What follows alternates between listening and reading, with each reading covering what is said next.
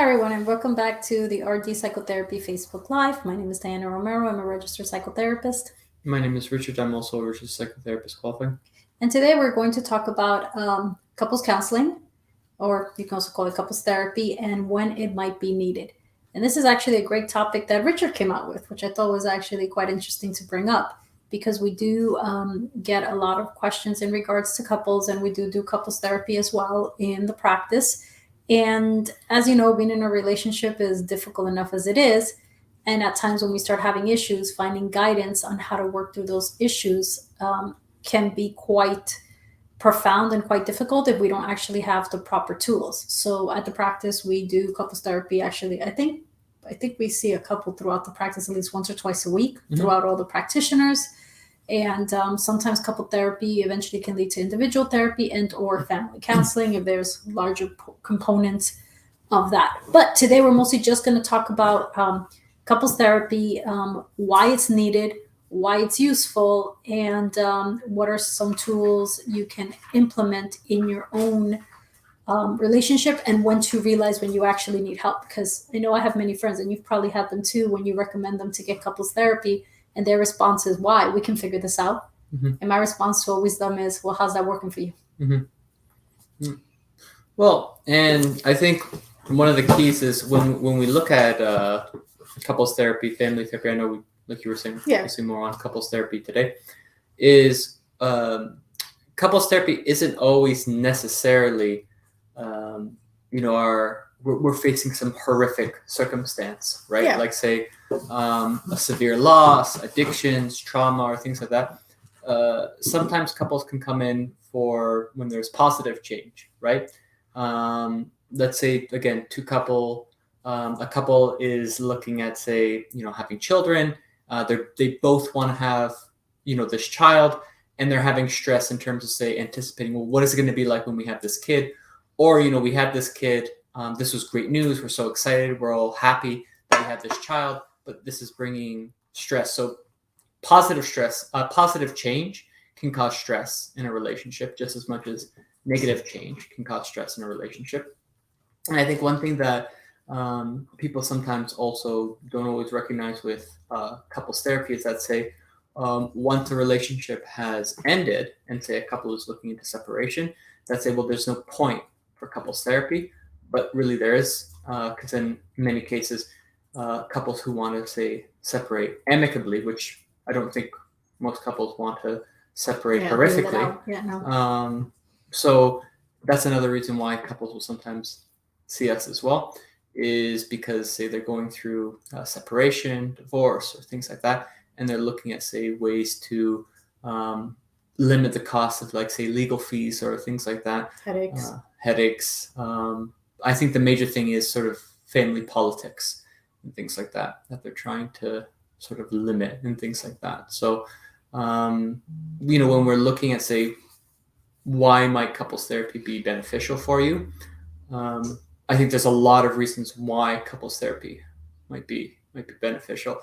Even for positive things going on in life.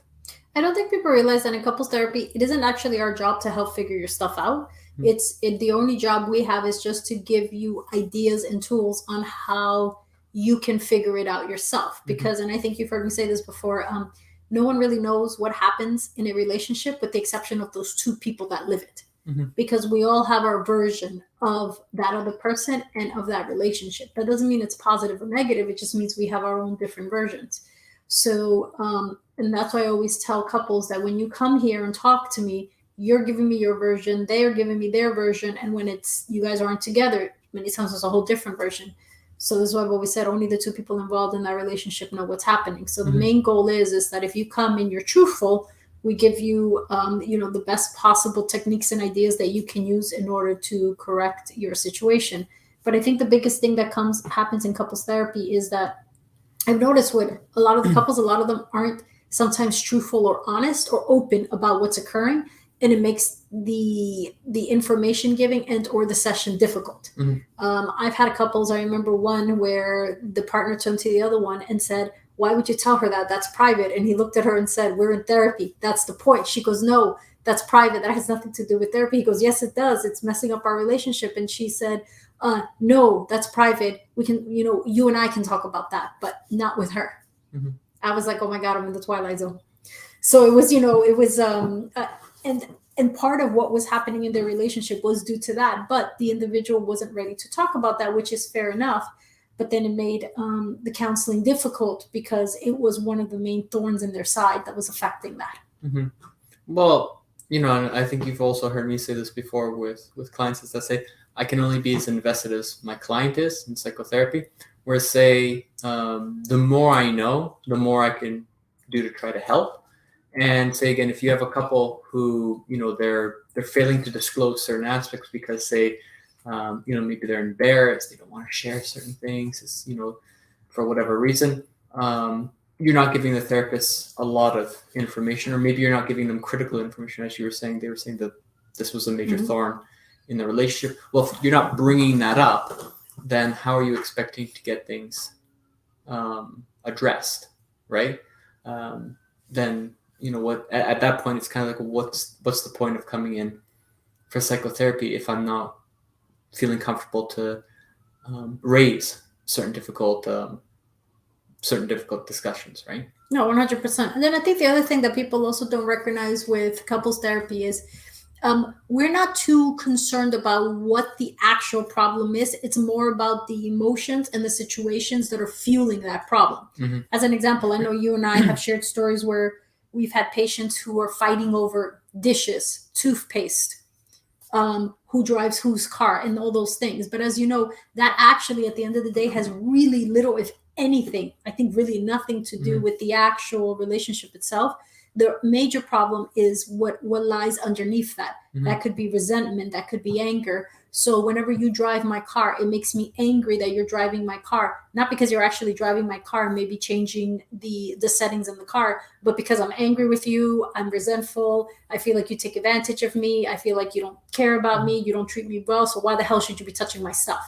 And that's where you really see what the problem is. But a lot of times couples, they argue about the most stupidest shit, and they get caught up on the dishes. And I know you and I have always had that where we say, dishes are inanimate. They don't do anything for you.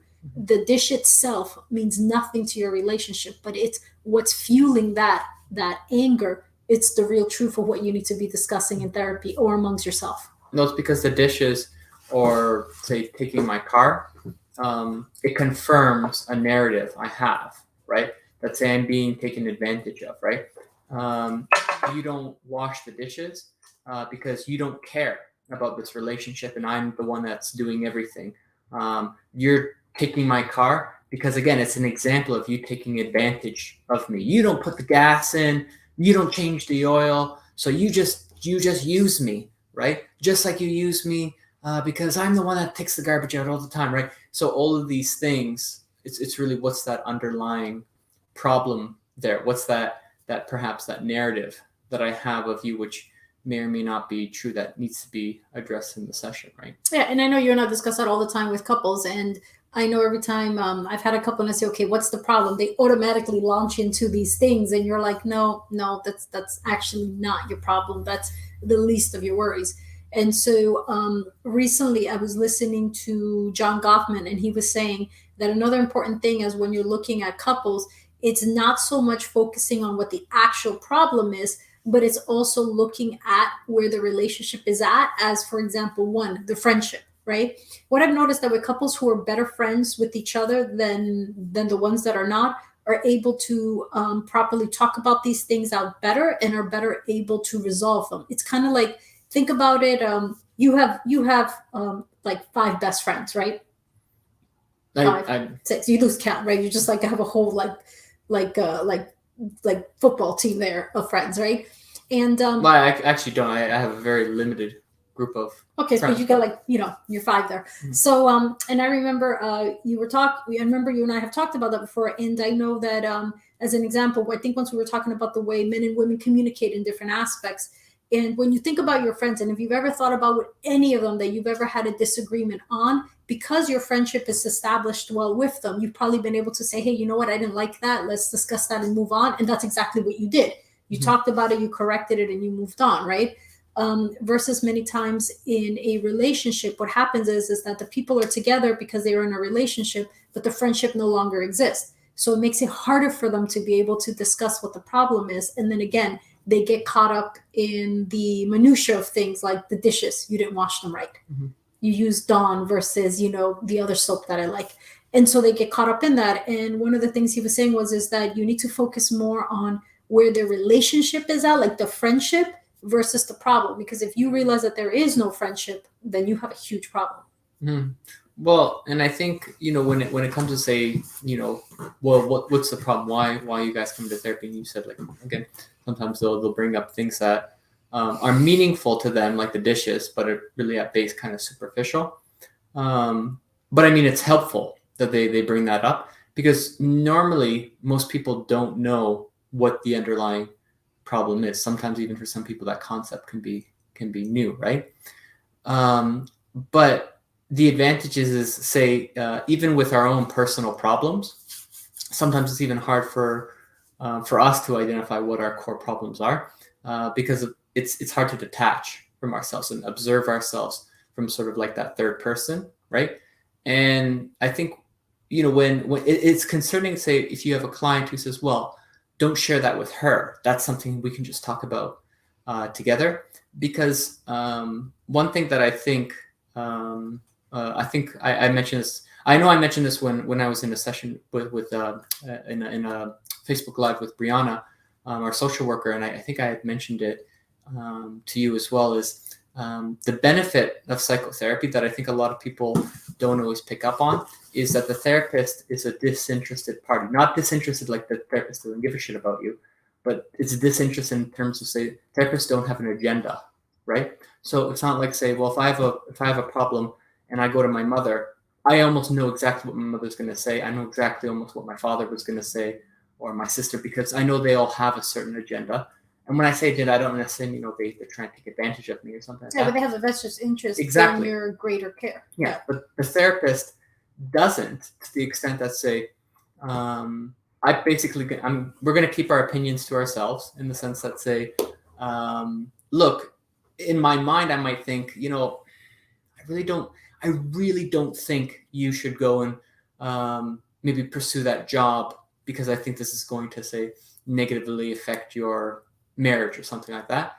But at the end of the day, if you do, it doesn't really affect me. It doesn't affect, say, if you're renting a house from me or you're looking after my kids, it doesn't matter. It doesn't really affect me. So I don't really have an agenda to push. I'm just trying to, say, achieve the greatest treatment outcomes for you, right? And I think that's the benefit of the therapist, and that's why I think that honesty, as you were saying, is so important to sort of come with when you meet a therapist for the first time, right? And that is one thing I do tell my patients, right? When they come in for couples therapy, I always tell them, if you want me to keep secrets in here, this isn't going to work, right? So whatever you tell me has to be open between the three of us, because if we're going to start keeping secrets, then that's going to make therapy extremely difficult. So the moment they say, oh, I don't want them to know that, I'm like, okay, we stop here then, because that, again, if it's something like, if they say, look, my favorite color is black, but I don't want them to know, I don't give a shit. Like, that has nothing to do with anything. But if you're saying, when I was younger, X, Y, and Z happened, and that's why from this day till now, I've been extremely angry and I go into fit of rages, but don't tell that to my partner because I don't want them to know, that's what's happening, then it's impossible then to try to explain to them why this individual has an anger problem and how it's affecting the relationship. Because then you're basically making stuff up now, or you're going around. So I always make it clear to the couples, if you're going to have secrets, we're not going to do that, or you can't tell me about it. Because if I don't know, then I just don't know. And there's nothing for me to keep if I don't know. No. And so I've always made that clear. I don't do secrets. And so far till now, it's worked. And that's, I think, one of the things that I know we've always disclosed when couples therapy turns into also individual therapy. If, say, there's a major kind of breakdown in the couple's intervention, and it's kind of like, okay, there's something underlying here that, say, maybe one partner doesn't feel comfortable disclosing in the couple's session. That's kind of like, okay, like, well, why don't we maybe break off, have some individual sessions as well that accompany the couple's therapy. That it's always important to let that person know that, say, This isn't a place to keep secrets. So if it's something like, well, I've got this problem and I don't want my spouse to know about, this activity that I did before that, I'm kind of, I don't want them to know about, or things like that. It's kind of like, okay, we don't maybe necessarily need to tell them straight off the bat, but we need to work towards being honest with them, because that's probably one of the problems that you're having right now, is that inability to be open, transparent, honest, that trust, right? Have that trust in the relationship, right? And then if you look at that, and that leads perfectly, yes, into trust, the friendship that exists within a relationship is built on trust, right? Because that's how normally friendship works, right? So if the couple feels that in the relationship, they don't have that friendship where they can share things with each other, then that naturally will show that there's lack of trust. And as we know in a relationship, once you have the friendship there, the next thing that really needs to be looked at is the trust. And I know whenever I speak to couples, generally that's one of the things the majority of them always tell me they're missing is trust within each other. And that's why they don't want to talk to each other about things. And for a handful of reasons. Some of them tell me, I don't trust my partner because if I tell them something, they'll eventually use it against me. If I tell my partner, they won't take it seriously. Or they'll minimize it, or if I tell my partner, they'll tell someone else, right? And those three are dangerous, because it should be that if you tell your partner something, they'll never use it against you, they won't tell anybody else, and they won't minimize it. Even if you feel it is the stupidest thing that they're telling you, but you still have to validate the emotion that they feel for it. Even if you don't want to validate the behavior, but you can validate the emotion that somewhere in there, this is affecting them and this is bothering them.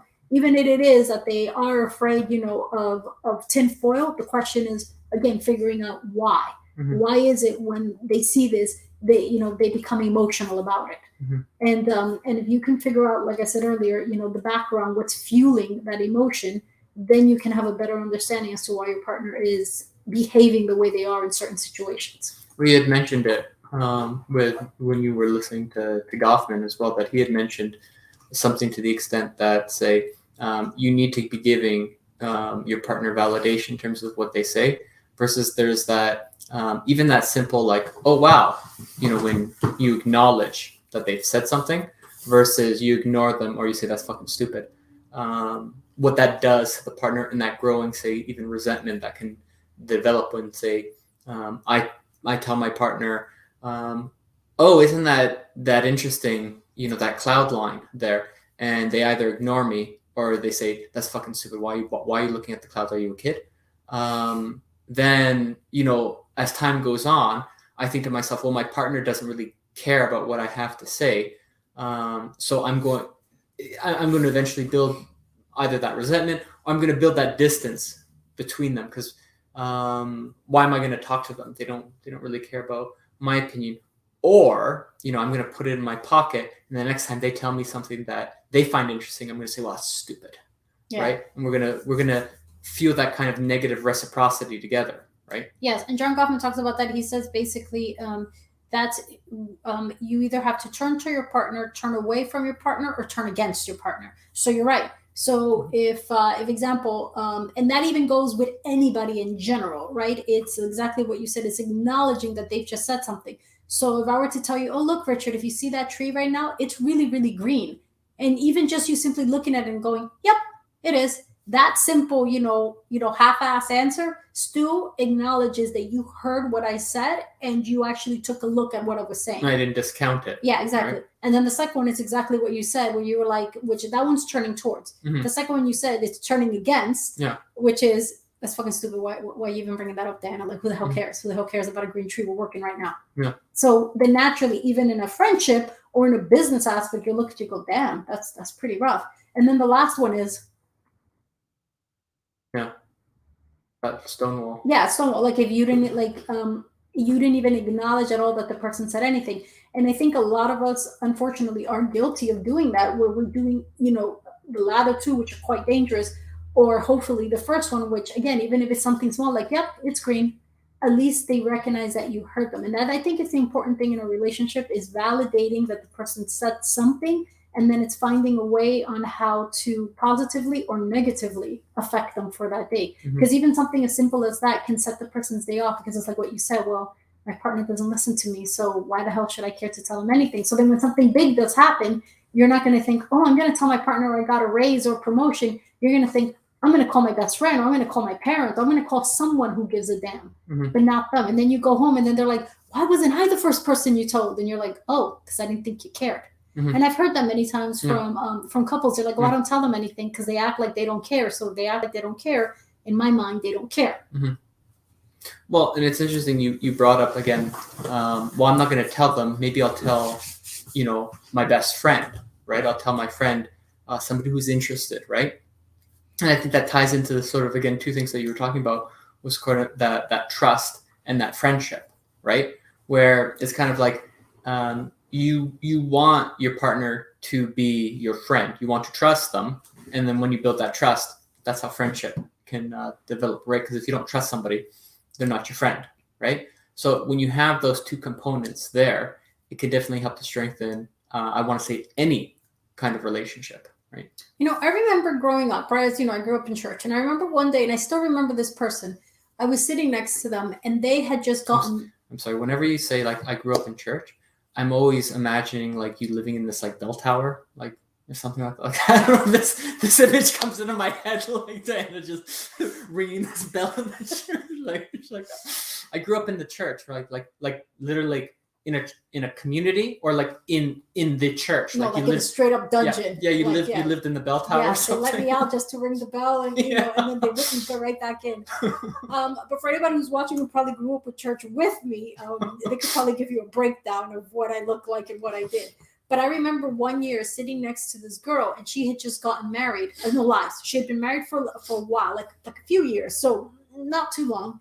And she was talking about her best friend, and she was saying, she was saying her best friend was her maid of honor. But then now that she had been married for a few years, this girl was no longer her best friend. Her spouse was her best friend. And I remember, I think I was like 12 or 13, and I looked at her like with three heads. I was like, why the hell would your spouse be your best friend? Wouldn't your best friend still stay your best friend?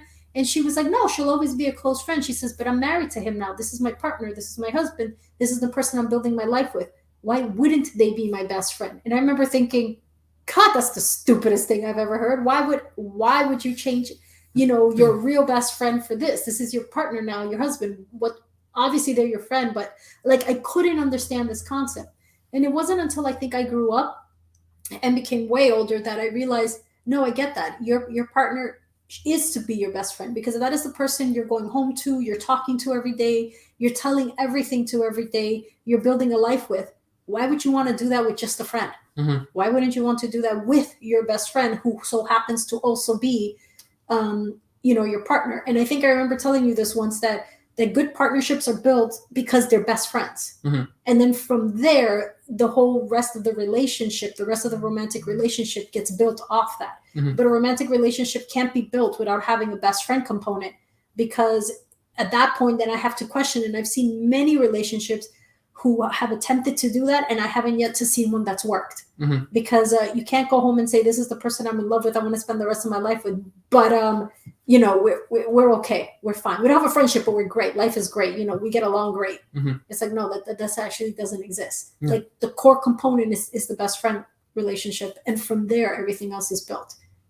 Well, and I mean, again, tying in that trust and friendship ties in a lot of that ability to be vulnerable with somebody, right? Because if you can't be vulnerable with somebody, how can you trust them?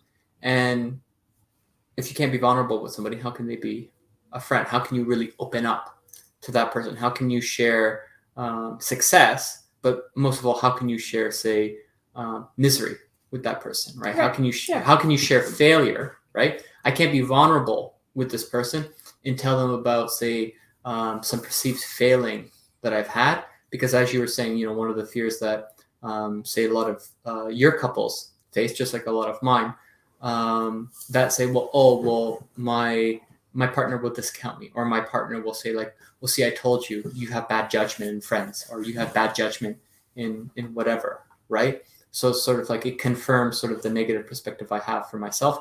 So I'm not going to be vulnerable with this person, right? Because this person is probably going to make me feel shittier than maybe I already do. And what is vulnerability, right? The ability to be able to communicate to that other person what is going on, and that other person also as well, then hearing it, receiving it, and being able to relay back what's happening, right? And this is why it leads us into communication, right? Mm-hmm. One of the biggest issues we have with couples is their lack of communication, and sometimes completely non-existing. Mm-hmm. And one of the things I realize, especially with couples, is that communication is such a huge key aspect, because I should be able to tell you, Richard, I'm not feeling well. Here's the reason why. And you should be able to acknowledge, okay, what's going on? Tell me, versus, or again, Mm-hmm. please, Diana.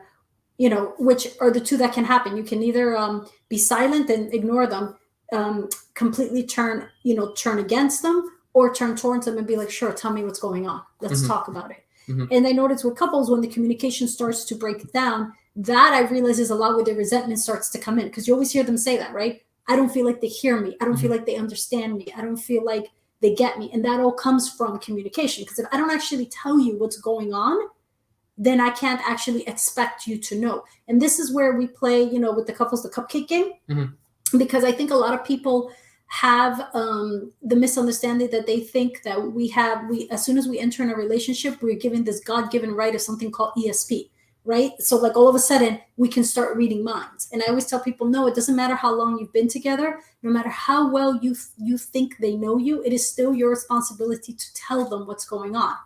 Because they could be 100% right, but you still have to tell them why you feel the way you feel. And they can be 100% wrong, and then you get resentful. Oh, well, you know what? He never listens to me. He never understands me. You see, there he goes again. But is it, or is it just your failure of being able to communicate to them what you're feeling or what the problem is? Mm-hmm.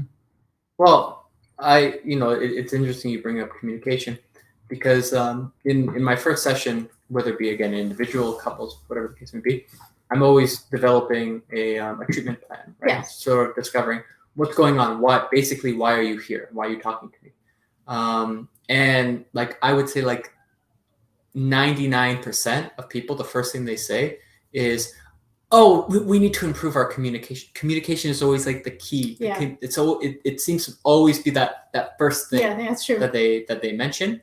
And one thing I oftentimes tell people, say, people don't become deaf with anger. They become blind, right? The saying is always, people become blind with anger. People don't become blind. People become deaf with anger, yeah. Right? Where it's kind of like, oftentimes what I'll see is couples will talk at each other, not to each other, right? So oftentimes, again, that's where the communication comes into play, right? That's where oftentimes, I don't want to necessarily say the bedrock of the problem is. I think a lot of times that lack of being able to be vulnerable with somebody, right? That lack of trust, lack of friendship comes into communication. I think there's just a dynamic between all of them. But with that communication, it makes things very hard in terms of, say, navigating forward, right? Because now we have this problem, right? And oftentimes what I think is interesting when I'm thinking about the Army, oftentimes we say, it's funny in the Army, we look fondly on the shitty days, right? Because, we look back and we think to ourselves like, wow, that was fucking horrific. That was fucking garbage. That fucking sucked, right? And we kind of laugh and think like joyfully on it, because that's actually what brought us together. The shitty times made us close, right? In the Army, right? But the shitty times oftentimes pull people apart, because in the Army, trust, communication, friendship, that's what builds a fire team, yeah. Right? So you have a fully functioning fire team, right? People who are willing to die for you, to kill for you, to do anything for you, just as much as they're willing to do that for you. Again, that trust, that communication, that friendship there, right? And you look fondly on the bad times oftentimes, because it was oftentimes those things that brought you close together. But oftentimes in relationships, those components aren't there. And the conflict actually causes division between the two. It actually doesn't bring the couple together. It actually pulls them further apart. And again, especially because of the communication, it's really, really difficult to, say, communicate, as you were even saying before.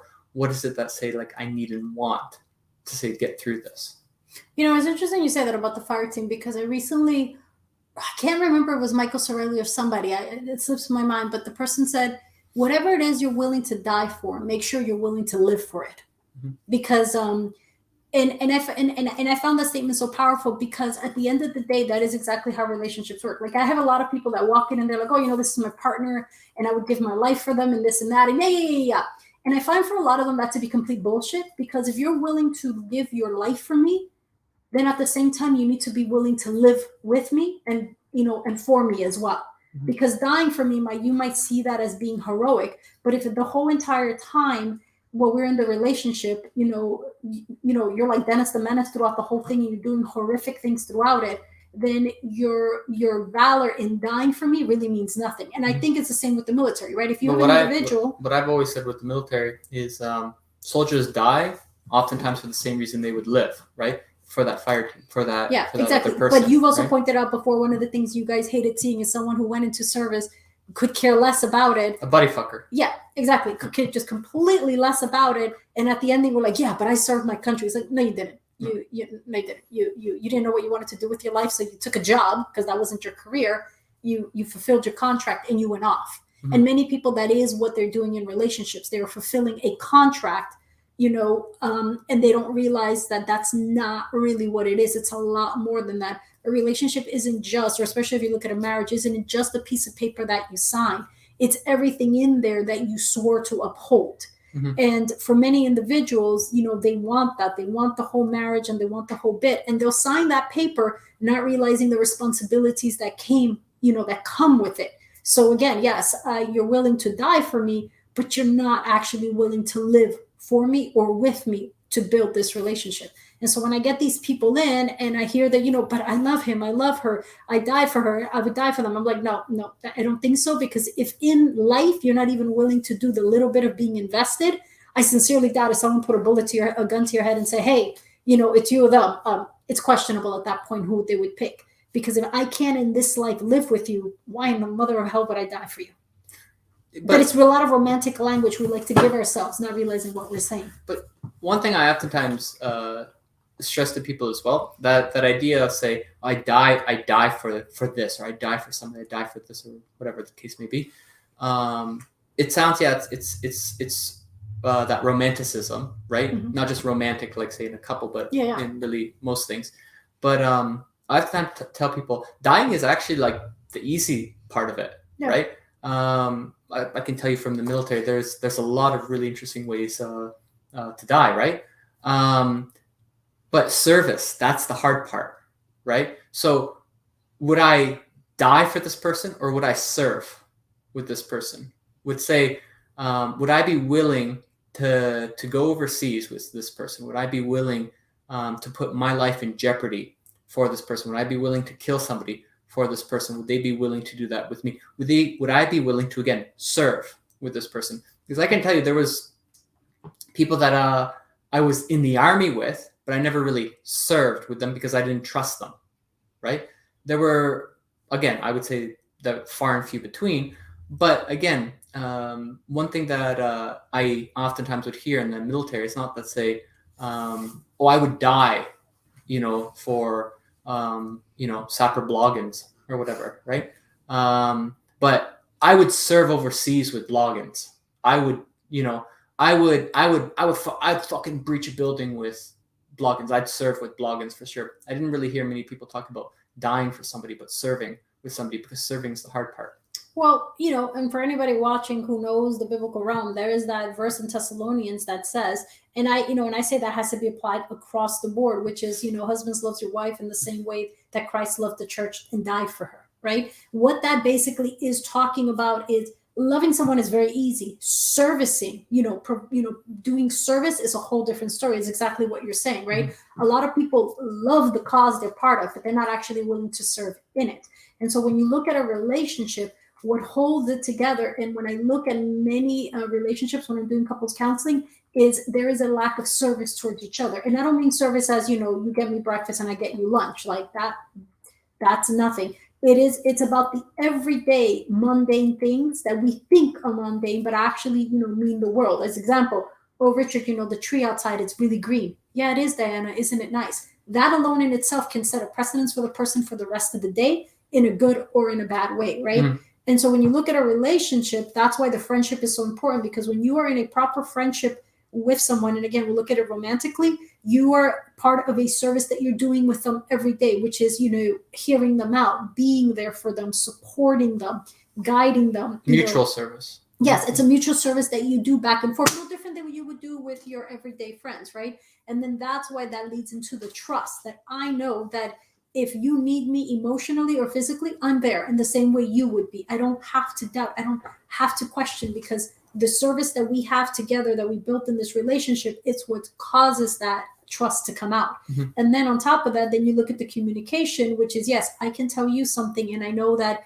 you won't turn against me or you won't turn away, which in many relationships, again, that's the biggest problem, which then leads to, the magic topic that a lot of people don't like to talk about, or they do, which is sex, right? So as we know, in every relationship, and I don't know if you deal with this, but every time I have a couple in couples counseling, and if they are in a sexual relationship, they'll always come in and say, yeah, you know what, sex has really been an issue. And the reason why is because they don't feel like they're communicating with this person or trusting this person. So why the hell would you want to go off and have sex with someone that you don't feel like you're trusting or communicating with, right? And so for many of them, that starts to become a problem, which then becomes a deeper issue, because then that disconnect starts to happen.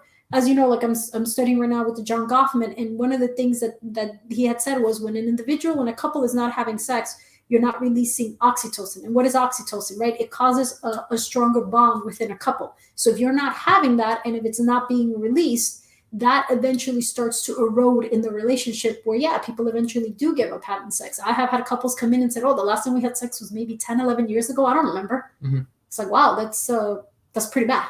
Yeah. That's pretty bad. One, that you don't remember, and two, that it was a decade ago. Yeah. Have to sort of brush off all the dust. But I think sex is an interesting component, because when we were talking about trust, friendship, communication, you kept emphasizing, well, in a romantic relationship, right? I think most people would sort of ascribe, or at least state that they ascribe to a monogamous, relationship. But trust, friendship, communication, that's kind of across the board, right? Sex isn't. And that's why I said most people would claim to be a monogamous well, that's when you spoke relationship. About the army. You left the sex part out, because that's... Yeah, I was going to say, when you're talking about trust, I was like, I have kind of an analogy from the army. When you talk about friendship, definitely have an analogy from the army. Communication, same thing. Sex, again, the barracks, whatever.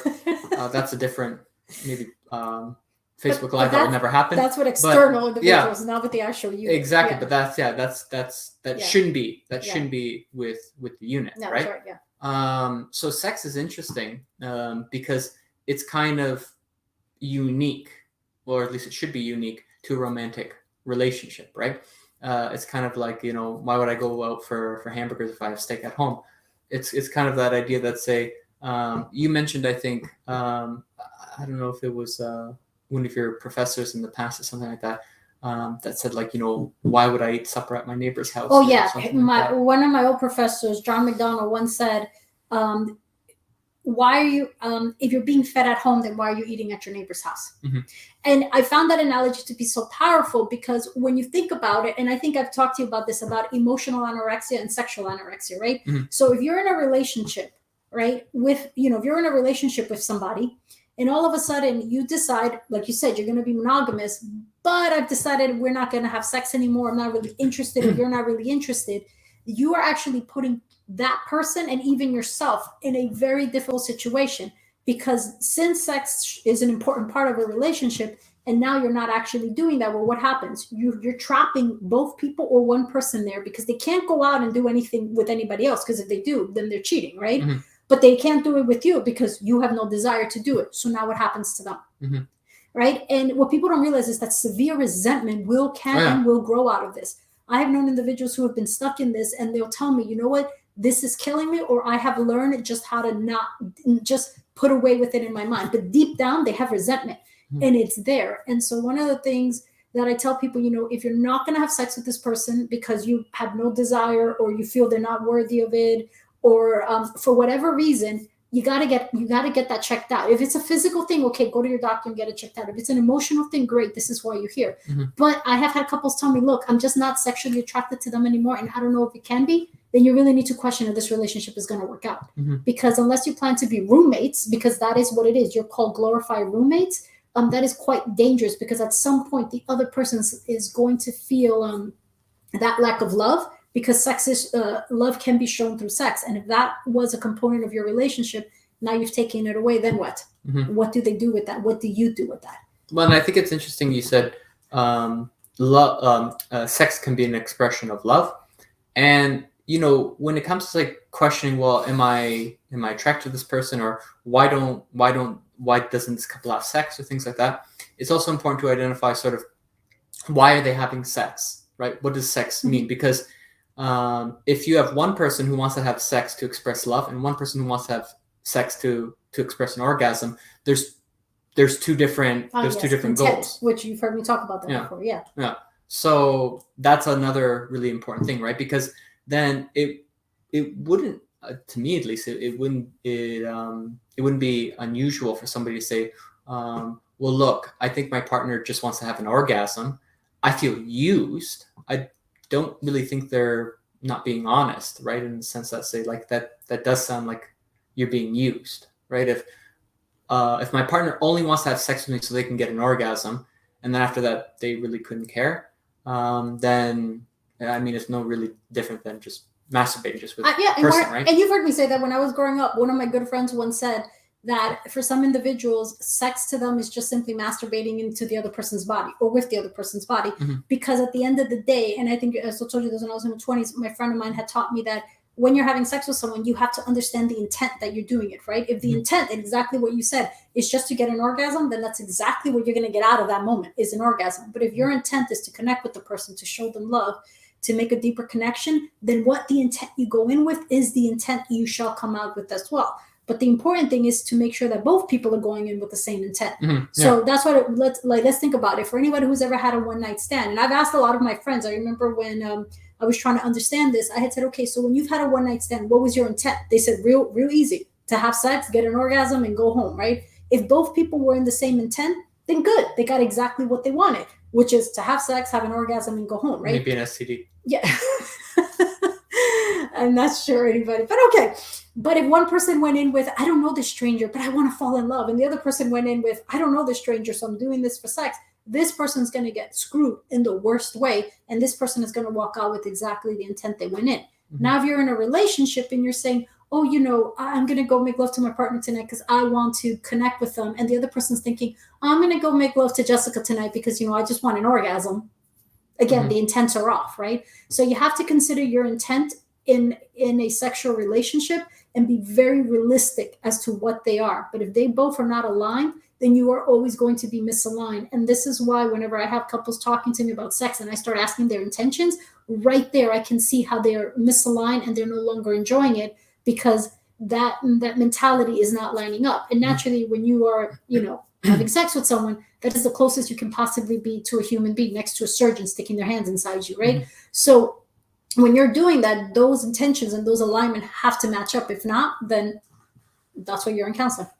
Well, and I think it's an important note for therapists as well, that sex is an important topic to bring up in couples therapy. I noticed a lot of people don't like to talk about it. A lot of clients don't want to bring it up, and a lot of therapists don't want to ask, right? Because it's awkward kind of both ways, right? But really, it shouldn't be awkward, right? And I think it's because, again, there's this big taboo with sex. And my perspective on sex is, for sure, it's important in a relationship. Sex is something that should be respected. I as you were saying, like, look, if the two parties just want to go for a one-night stand, then yeah, sure, they get what they want. I don't advocate for things like that, but you know what? You do you. Your boat, yeah, whatever, right? Rock on, literally. However, for therapists, right? If they don't feel comfortable bringing up the topic, they should find a way how to bring it up, right? Because the problem is I think, I don't want to throw out the word neglect, but I think you are neglecting your client to an extent. If your client is kind of nervous to bring it up, and you as a therapist feel awkward to bring it up, because it's a critical component of the relationship, that say maybe the couple is struggling with sex and they don't want to bring it up because either they feel awkward to bring it up, or they think, well, I don't want to bring it up because, every time I ask my wife for sex, she calls me a horn dog or something like that. So maybe it's just a problem I have. Maybe sex isn't that important. I mean, you won't die from lack of sex, so maybe it's not that important. So maybe I shouldn't bring it up. For a therapist to find a way to bring that up in a way that's helpful in the session, I think is very important. I think sex should be part of the discussion in a treatment plan. Again, the situation dictates on the couple, of course, but I think therapists have to make that effort to bring up sex when it comes to couples therapy. It's funny you say that, because what I have found with couples, more than 90% I have found, whenever one of them says, oh, every time I ask them for sex, they say no and they make me feel like a horn dog. What I realized at that moment is that, and then the person always says, oh, maybe I have a problem with sex. Maybe I'm a sex addict. I'm like, no, you're not. No, you're not. You're far from that. That's a whole other topic. Let's eliminate that thought. But what I've noticed, especially when that comment is made, I realize a few things. One, somewhere in there, somebody's lacking the emotional connection or support for that. So it could be that, yes, that this person feels that they need to connect through that, which is fine. But then this individual is also lacking the ability to emotionally connect with the other person. Because I've had couples say, well, you mean to tell me I have to give them emotion so that they can give me sex? I'm like, not exactly, but it is a trade-off. You can't treat someone like shit all day and then be like, okay, yo, it's 10 o'clock, let's go to bed. Mm-hmm. Because, realistically, very few people are going to be up for that, right? Mm-hmm. Other people are like, okay, fine, whatever. But a large portion of men and women have said to me, no, I need that emotional connection throughout the day, so that whenever it happens throughout the day, morning, night, midday, whatever, I feel like I am, again, having sex with my best friend and not with just a stranger I picked up from the bar. And what a lot of people don't realize is that, yes, you could be married, living together, whatever, but if you don't have that friendship, you always will feel like you're having sex with a stranger. And mm-hmm. that I have heard in counseling over and over and over again, which makes me realize that it's an all-day setting, not just a nighttime mm-hmm. setting or a morning setting. It is a setting that you have to, again, the intention.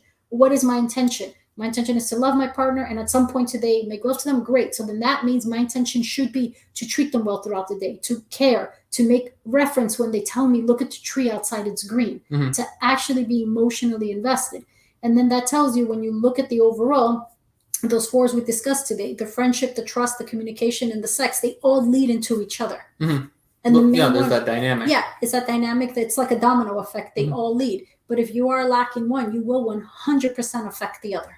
Absolutely. And I know you had mentioned these before as well. I know I think you mentioned them to me 2 years ago or something like that. You were sort of developing. Oh, yes. Something. Yeah. Yeah. So 2 years ago, you and I were talking about this, and we started developing the 4 pillars in a relationship, which were the friendship, the trust, and the communication, and the sex. And as you know, we built the whole entire format around that, in regarding to breaking them each down and realizing how each of them have different components that are part of it. Like, I remember recently we were talking about loyalty, and you said, loyalty would come in the trust, mm-hmm. because if I'm loyal to you, then that means I trust. Come in the trust, in the friendship, because again, like you're saying, it's that dynamic. Because if I'm loyal to you, then I'm going to communicate to you things first. I'm going to trust you, or I'm going to mm-hmm. trust you first. Our relationship is going to be built on that friendship, where I know, come here, that old saying, hella high water, you're there and I'm still there, right? And I've always liked the concept of the fire team, because I think when you look at it, the fire team, especially when you talk about in the military, and when you look at the military's ethos, when you really break them down to the core, all of those is what is supposed to be embodied in a soldier, right? And when you take that, duty, loyalty, integrity, and courage for the armed forces. Yep. And when you take all of those and you embody them into a group of soldiers, what is it that they form? It's a fire team, right? Duty, trust, loyalty, integrity, and courage. Yes, we know what that means. Yeah. And that's exactly everything that it forms. So in the same in a relationship, you have these 4 pillars: the friendship, trust, communication, and sex. And when you embody them in 2 people correctly together, it forms a stable relationship. But the major thing is, I know you're sort of saying, like, you like the concept I was communicating to you when we first started working together about a fire team is again, it's that idea that everybody has the same intent, right? So it's kind of like, say, when it comes to, like, say, a game, for instance, right? So with the military, the idea is again, we function as a group, right? We function as a team. So in a way, it's sort of like, I really don't care who makes the goal. I really don't care who outperforms me on the field, because at the end of the day, as long as we win, I don't care how it happens, as long as it's done ethically and everything like that. As long as, say, we win as a team, I don't need to be the one who gets that shot on the net or anything like that. I don't care, as long as somebody on my team does. So we're victorious. It's not about me, it's about us. It's about that. That's what's important to me, right? And I think in the relationship, oftentimes, not oftentimes, I think really critically, it is again that team. And again, across different relationships, whether it be a fire team, business relationship, friendship, romantic relationship, it is kind of that idea that, say, not just, well, what do I get out of this, but what does the other person get out of this? What do we get out of this versus what do I get out of it? Well, and I remember I told you when I was listening, John Nash, he created the Nash equilibrium theory, right? And basically it's exactly what you just said. When you go in to do a negotiation, and again, you can apply this to relationships, it isn't about, if you and I are making a negotiation, it isn't about what's the best for Diana. It's about what works for me and you, because studies have found that when two parties are negotiating, if both parties walk away from the table, naturally, and we know this, happy, then it works. However, it is my job to take into consideration as well what works for you and not just for me, and you and the other way around. Because if you don't do that, especially in a relationship, what you're causing is selfishness. And in a relationship, in a we, that's what they say, there's no room for an I, right? So if I walk into a relationship and I tell myself, okay, I'm going to do what I think is best for me, this is like a one-way street, and this is going to be, all Diana's way, and as long as, he bows down and worships me, we're going to be great. That automatically is already, setting it to be completely imbalanced. And then at that point, I might as well just be dating myself, because then at that point, I know exactly what I like, what I want. I don't have to share with anybody else, and it will always be all about me. And this is where I think you've heard me say, and when I heard that gentleman talk about being emotionally, dating or being with emotionally unavailable people, which, and I'll give the quick example, which he had said was, many individuals are like a hardware store. And you come into the hardware store, and let's say Lowe's or Home Depot, and you say, hey, I'm looking for bread. And I, the sales associate, tell you, sir, we don't sell bread here. This is a hardware store. And you say, yeah, no, I know, but I'm bread. Sir, we sell dough.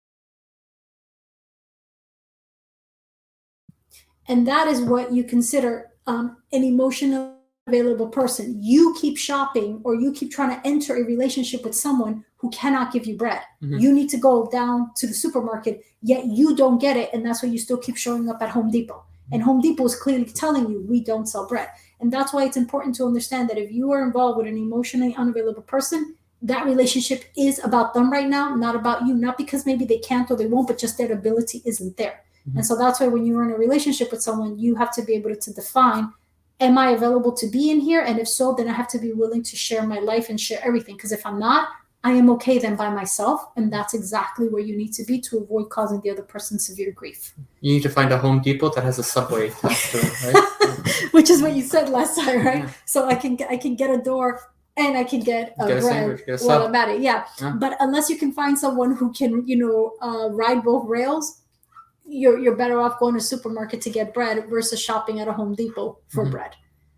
And so that's why it's important to understand these four pillars of a relationship, which for next week we'll start breaking them down and discussing one each on how to build a better friendship in your relationship, how to build better trust, how to build better communication, and how to have better sex. No, we're not going to be discussing tips and tricks on that one. We're going to be discussing why sex is important, and how to make sure that your intentions are are there are also validated. And if there's an issue with sex, then digging deeper as to why. But no one tune in for any tips. We're not. That's not the show. No. All right, guys. Well, thank you so much for watching. If you have any questions, by all means, let us know. If you're looking for couples counseling, by all means, feel free to email us, call the practice, or click on our link on our website, which allows you to book with any one of our practitioners who actually does couples counseling. So we really appreciate you guys watching, and we hope you guys have a great weekend.